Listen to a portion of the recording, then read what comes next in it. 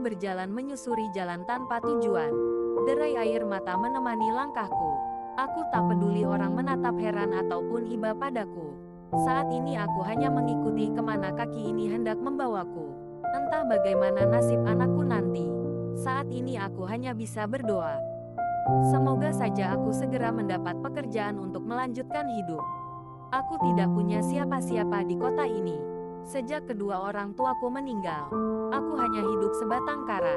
Beruntung aku bertemu dengan Bang Irsan, laki-laki yang begitu baik dan menyayangiku.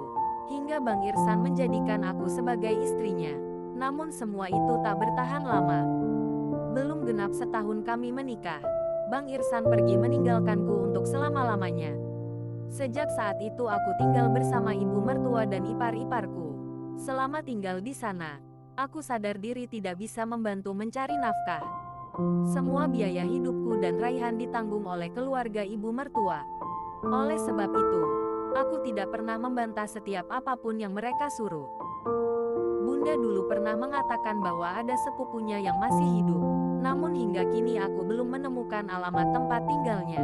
Entah di mana mereka tinggal.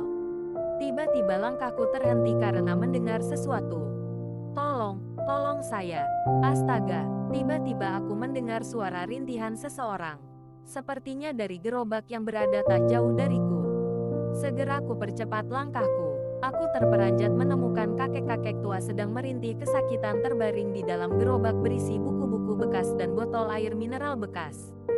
Pakaian kakek itu robek. Sepertinya baru saja tersangkut oleh sesuatu yang tajam. Sepertinya dia sangat lemas. Ya Allah, Bapak kenapa? Jantungku berdegup kencang melihat kondisinya yang menyedihkan. Tolong saya, Nak, lirihnya dengan suara yang sangat lemah. Aku melihat sekelilingku sangat sepi. Namun bapak tua ini harus segera aku bawa ke puskesmas. Kebetulan puskesmas sudah tidak jauh dari sini. Bismillah, beruntung Raihan sedang tertidur di gendonganku. Aku mengikat kain panjang penggendong Raihan lebih erat, lalu meletakkan tas besarku di dalam gerobak, persis di samping kaki kakek tua itu. Dengan sekuat tenaga aku mendorong gerobak itu melewati jalanan yang sepi. Sesekali ada yang lewat menatapku dengan heran. Entah kenapa orang-orang itu hanya melihat saja.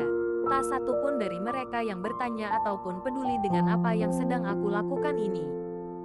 Andai saja ada yang membantu, tentu kakek ini akan lebih cepat tiba di puskesmas dan segera mendapat pertolongan.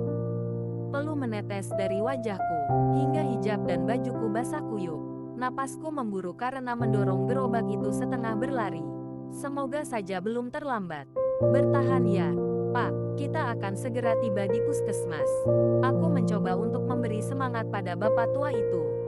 Aku merasa lega saat melihat gerbang puskesmas sudah di depan mata. Ku percepat langkahku hingga menjadi pusat perhatian orang-orang sekitar. Dokter, suster, tolong. Aku berteriak sekencang mungkin agar para petugas itu menghampiri. Ada apa? Mbak, salah seorang security tergopoh-gopoh menghampiriku. Tolong kakek ini, Pak, sepertinya sedang kesakitan. Astagfirullahalazim, security itu terkejut melihat ada seorang kakek-kakek di dalam gerobak.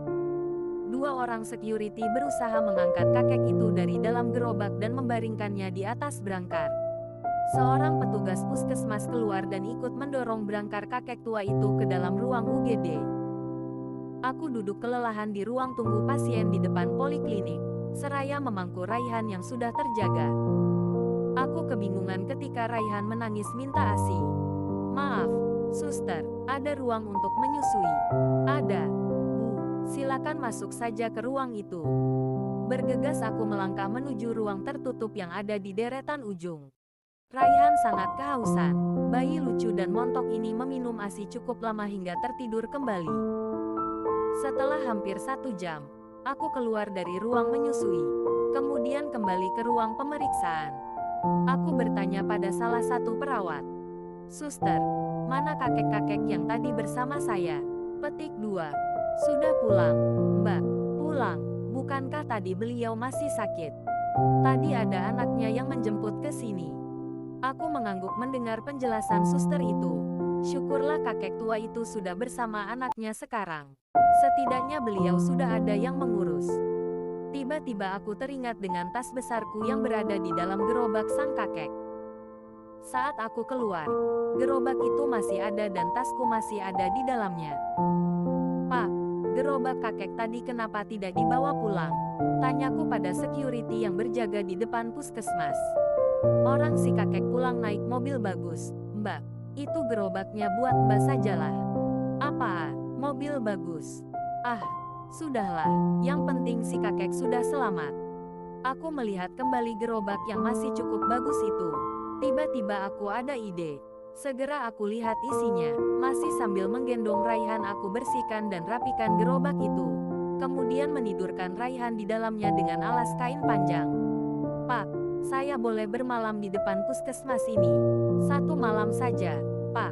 Biar nanti saya dan anak saya tidur di dalam gerobak ini." "Kalau 1 malam saja boleh, Mbak. Tapi jangan di sini, di teras belakang saja."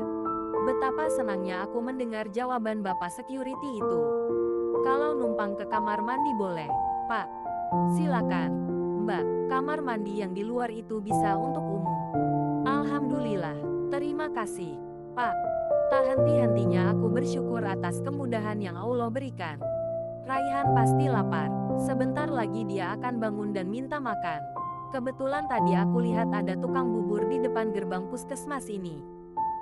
Buru-buru aku berlari menuju gerbang dan berteriak pada tukang bubur yang berada di seberang jalan. "Buburnya 1 porsi dibungkus, Pak." Kemudian aku kembali berlari ke gerobak, menengok Raihan yang ternyata masih tertidur pulas. Anak itu sudah mulai aktif. Aku tidak mau ambil resiko jika meninggalkannya walau hanya sebentar. Tak lama kemudian bubur diantar oleh si tukang bubur. Benar saja Raihan terjaga. Aku menyuapinya. Anak itu makan dengan lahap. Titik, titik, titik. Raihan guling-guling dengan riang di dalam gerobak. Mungkin udara malam yang sejuk membuatnya nyaman. Krim anti nyamuk sudah aku oleskan pada tubuhku juga Raihan. Bagaimanapun juga malam ini kami tidur di luar. Pasti akan banyak nyamuk nanti malam. Sambil berpikir apa yang akan aku lakukan besok, aku membuka tas besarku untuk mencari selimut untuk Raihan. Tiba-tiba mataku tertuju pada kantong samping tas ini yang nampak begitu tebal. Padahal aku sama sekali tidak mengisi apapun di situ. Perlahan aku buka resleting tas itu. Nampak menyembul sebuah amplop coklat. Aku mulai mengeluarkan amplop yang berukuran cukup besar itu. Apa kira-kira isi amplop itu?